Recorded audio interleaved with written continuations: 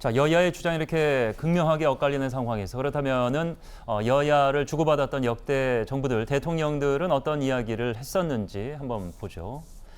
박근혜 전 대통령 2013년 3월 1일 기념사 가해자와 피해자라는 역사적 입장은 천년의 역사가 흘러도 변할 수 없는 것이다. 문재인 전 대통령 2018년 가해자인 일본 정부가 끝났다라고 말해서는 안 됩니다라고 했습니다. 이제 결이 좀 이제 같습니다. 물론 이제 진보와 보수 느낌은 다릅니다만 이명박 전 대통령 2008년 과거에 얽매여 미래의 관계까지 포기하고 있을 수는 없다. 물론 이제 전체 부분에서 저희가 이것만 이렇게 따왔다는 것을 좀 죄송하다는 말씀드리면서 윤석열 대통령 어제 일본은 과거 군국주의 침략자에서 협력 파트너로 변했다.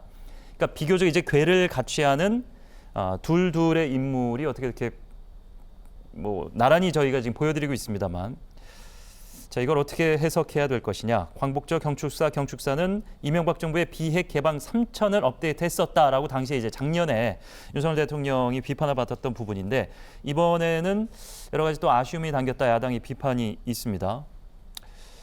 역대 정부 기념사와 비교를 한번 해보죠. 네, 뭐 도돌이표를 보는 느낌이다. 네. 이런 생각이 듭니다.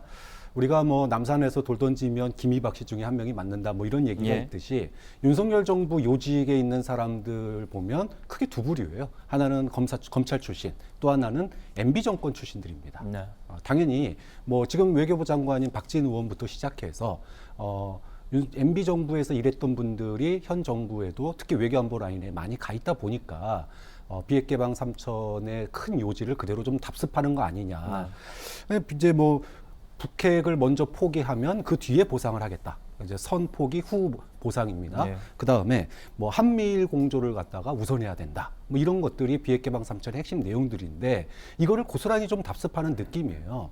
자, 문제는 뭐 앞서서 얘기했던 것처럼 진정으로 우리가 지금 북핵 문제 해결하고 또 미래로 나아가기 위해서 이런 것도 좀 고민될 필요가 있다고 봅니다. 그런데 이런 고민들이 쉽게 해결되려면은 어떤 일본의 인식에 사과나 반성 이런 조치들이 좀 분명히 필요해요. 네. 그런데 이러한 조치가 없는 상태에서 뭐 이제는 과거를 잊고 미래로 나아가자라든지, 그리고 북한과 대화를 하지 않는다고 그래가지고 핵 문제가 해결되는 것도 아니고, 한미일 공조를 지난 이명박 정부 박근혜 정부 동안 9년을 했는데 북한의 핵 개발 막았습니까? 못 막았단 말이죠. 그럼 비핵 개방 3천의 어떤 약점이나 이런 부분들이 고쳐져서 와야 되는데, 이건 마치 도돌이표처럼 이명박 정부, 박근혜 정부의 외교 정책이 그대로 답습되는 거 아닌가. 네. 좀 그런 점에서는 보수도 좀 스스로 좀 잘못된 부분들, 보완해야 될 부분들을 외교 안보 측면에서 좀 고민을 해야 되지 않을까 싶습니다. 예.